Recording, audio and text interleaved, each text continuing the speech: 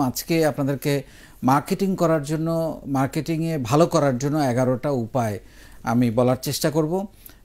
আরও অনেক উপায় আছে এবং এই 11টা উপায়ের মধ্যে আপনারা অনেকগুলো আপনারা জানেন, তারপরেও যদি ধারাবাহিকভাবে এই 11টা ফলো করেন আমার মনে হয় যে আপনি ডেফিনেটলি আপনার প্রোডাক্ট নিয়ে বিক্রি নিয়ে চিন্তা করার খুব বেশি চিন্তা করতে হবে না এবং আপনার সেল খুব সহজ হয়ে যাবে। নাম্বার 1 যে পয়েন্টটা আমি বলতে চাই সেটা হচ্ছে যে আপনি যে প্রোডাক্টটা বাজারে নিয়ে এসেছেন এইটা মানুষকে জানাতে হবে, অ্যাওয়্যার করতে হবে যে আমার একটা প্রোডাক্ট এসেছে মার্কেটে, so this is the product. এইটা আপনাকে আপনার যে টার্গেট গ্রুপ, আপনার যে কাস্টমার গ্রুপ যাদেরকে নিয়ে আপনি প্রোডাক্টটা বানিয়েছেন, যে উচ্চবিত্তদের নিয়ে, যা নাকি সবাইকে নিয়ে, নাকি মধ্যবিত্তদের নিয়ে, নাকি একেবারে নিম্ন মধ্যবিত্তদের নিয়ে আপনি এটা বানিয়েছেন, সেটা আপনাকে ওই টার্গেট গ্রুপ কাস্টমারের কাছে প্রথমে এটা জানাতে হবে এবং জানানোর জন্য আপনি কোন কোন মাধ্যম ব্যবহার করবেন সেটা আপনাকে ঠিক করতে হবে এবং অনেক মাধ্যম এখন ব্যবহার করা যায় সেটা আপনি বেছে নেবেন। বাট প্রথম কথা হচ্ছে আপনার এই প্রোডাক্টটা বাজারে এসছে এটা জানাতে হবে। 2 নাম্বার হচ্ছে এখন নেটওয়ার্কিংয়ের যুগ, এখন ব্র্যান্ডিংয়ের যুগ। আপনার নিজেকে, আপনার প্রতিষ্ঠানকে এবং আপনার প্রোডাক্টকে ব্র্যান্ড করতে হবে এবং এই ব্র্যান্ডিং ছাড়া কিন্তু কোনো বিকল্প নেই। আপনি যত বেশি নেটওয়ার্কিং করবেন, যত বেশি ব্র্যান্ডিং করবেন আপনার প্রোডাক্টকে, তত বেশি মানুষ জানবে। প্রথম যে পয়েন্টটা বলছিলাম যে আপনি কিভাবে এটা মানুষের কাছে ছড়িয়ে দেবেন, যত বেশি ছড়িয়ে দিবেন তত আপনার সেল বাড়তে থাকবে। এবং কিছু সনাতনী, 3 নাম্বার যেটা বলতে যাচ্ছি, কিছু সনাতনী পদ্ধতি তো আছেই যেটা সবাই করে, লিফলেট, বিলবোর্ড, টিভিসি। এখন তো ফেসবুকের জন্য খুবই কম টাকায় বড় বড় টিভিসি মানুষ তৈরি করে, 1 মিনিট 1.5 মিনিটের টিভিসি তৈরি করে কম খরচে। সেগুলো করে অনেকে এগুলোকে অনেক টিভিসি ভাইরাল হয়ে যায়। কারণ এখানে যেটা আরেকটা বলার চেষ্টা করছি আমি এই টিভিসির কথা বলতে গিয়ে, সেটা হচ্ছে যে ইমোশনাল মার্কেটিংটা একটু মাথায় রাখতে হবে। যে আপনি যে প্রোডাক্টটা দিচ্ছেন, যে প্রোডাক্টটার কথা বলছেন, যে গল্পটা আপনি বলার চেষ্টা করছেন, সেটা একটা স্টোরি আকারে বলে এমন একটা ইমোশন দেয়া মানুষের মনে যাতে মানুষের দাগ কাটে মনে। আপনি এরকম অনেক অ্যাড আপনারা দেখবেন টেলিভিশনে বা ফেসবুকে বা ইউটিউবে, আপনারা অ্যাড দেখবেন যেগুলো প্রচণ্ডভাবে দাগ কাটে। যেমন 2-1টা যদি আমরা এরকম বলি, যে এরকম দেখবেন যে ফোনের বিজ্ঞাপনে আপনি দেখবেন যে বলছে, বাবা তো তোমার কণ্ঠ কতদিন শুনি না। এটা একটা দারুণ আবেগ। তারপর আমরা কাছে আসার গল্প, দূরে যাওয়া, দূরে থেকে কাছে থাকার গল্প, এরকম অনেক শব্দ আছে যেগুলো ব্যবহার করে মানুষকে ব্যাপকভাবে স্বপ্ন যাবে বাড়ি আমার, এরকম অনেক সুন্দর সুন্দর, ঈদের সময় এটা খুব বেশি চলে। সো এরকম অনেক লাইন আছে যেগুলো মানুষকে ভীষণভাবে আকর্ষণ করে। সেগুলোকে আপনি যদি মানুষের মনে দাগ কাটতে পারেন, এগুলো আপনাকে কিন্তু একটা বড় মাইলেজ দেবে। তারপর যেটা এখন বললাম যে এখন ডিজিটাল মার্কেটিংয়ের যুগ, 4 নাম্বার। আপনি ফেসবুকে ডেফিনেটলি আপনার একটা পেজ থাকতে হবে এবং সেইটাকে আপনাকে ডিজিটাল মার্কেটিং আপনি নানানভাবে আপনি কন্টেন্ট তৈরি করতে পারেন। আপনি রাইট আপ কন্টেন্ট দিতে পারেন, আপনি গ্রাফিক্স কন্টেন্ট দিতে পারেন, স্টিল কন্টেন্ট, আপনি যেটা একটু আগে বললাম আপনি ভিজুয়াল কন্টেন্ট দিতে পারেন। এইটা আপনাকে প্রতিনিয়ত এই কন্টেন্ট দিতে হবে এবং মানুষের কাছে পৌঁছাতে হবে। আপনি লেখার মাধ্যমে হতে পারে, সেটা ছবির মাধ্যমে, স্টিল ছবির মাধ্যমে হতে পারে এবং সেটা ভিজুয়াল ভিডিওর মাধ্যমে হতে পারে। আপনাকে কিন্তু এই ডিজিটাল মার্কেটিংটা আপনার প্রোডাক্ট নিয়ে বা আপনার সার্ভিস নিয়ে কিন্তু করতে হবে।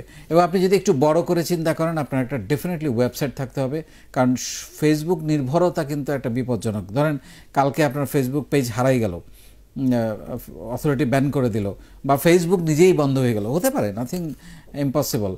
তখন আপনি কি করবেন? আপনার ব্যবসা, আপনার প্রতিদিন হয়তো 1 লাখ টাকা, 1.5 লাখ টাকা, 2 লাখ টাকা সেল হয়, আপনার সেলটা তো এই ফেসবুক নির্ভর। তাহলে এই ডিপেন্ডেন্সিটাও মাথায় রাখতে হবে। সো আপনাকে ওয়েবসাইটের, এটা হচ্ছে 5 নাম্বার, আপনাকে ওয়েবসাইটের একটা ব্যাকআপ প্ল্যান আপনাকে ডেফিনেটলি থাকতে হবে। তারপরে হচ্ছে যে আপনার প্রোডাক্ট কোয়ালিটি, এটা খুব ইম্পর্টেন্ট। প্রোডাক্ট কোয়ালিটি যেটা হয়, আপনি যদি একটা ভালো মানের প্রোডাক্ট দেন, সেটার মান ভালো, প্রাইস ঠিক আছে, দেখতে ভালো, যদি টেস্টি খাবারের হয়, খেতে ভালো, পরনে হলে ডিজাইন ভালো, সেইটা যদি আপনি করতে পারেন তাহলে পরে এটা কিন্তু মানুষের মুখে মুখে ছড়িয়ে যাবে, ওয়ার্ড অফ মাউথ যেটা বলে, এবং ওইরা কিন্তু রেফারেন্স কাস্টমার যেটাকে বলি আমরা, এই রেফারেন্স কাস্টমার তখন আপনার আসা শুরু হবে। এবং ইন্ডাস্ট্রির একটা ক্যালকুলেশন আছে যে মোটামুটি 40 থেকে 50% কাস্টমার কিন্তু নর্মালি রেফারেন্স কাস্টমার হয়। নতুন কাস্টমার অ্যাকুইজিশন কস্ট কিন্তু অনেক হাই, কখনো কখনো কোনো কোনো কোম্পানির রেফারেন্স কাস্টমার কিন্তু 60%ও হয়, 40% নতুন কাস্টমার হয়।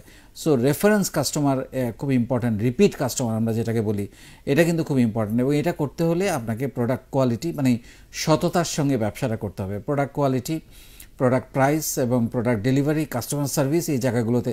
এবং 7 নম্বরে যেটা আমি বলার চেষ্টা করছি, কাস্টমার সার্ভিস, মানে কাস্টমারকে ছোট করে, কাস্টমারকে কেয়ার না করে আসলে ব্যবসা করার দিন শেষ।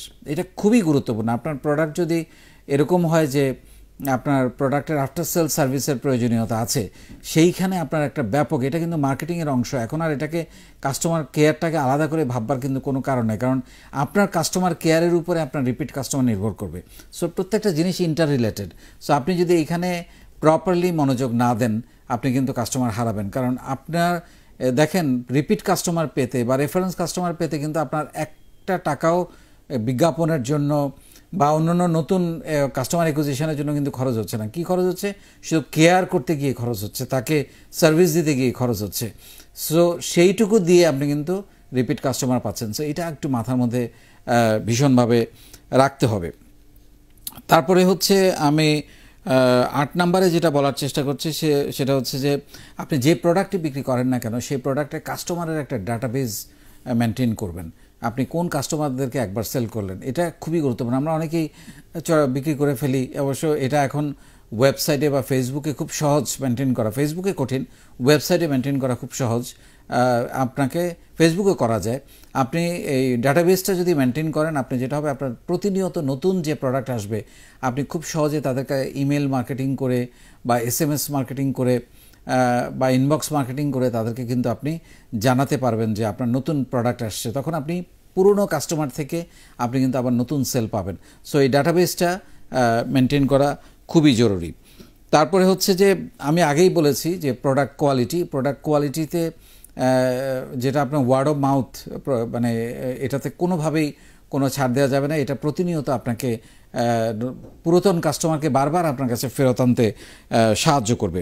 তারপর হচ্ছে বিক্রির, যদি 10 নম্বরে যেটা বলতেছে বিক্রির স্থান। আপনি যদি কোনো শোরুম করেন বা আপনি যদি একটা ফেসবুক পেজ করেন বা একটা ওয়েবসাইট করেন, এটা খুবই লুক্রেটিভ হতে হবে।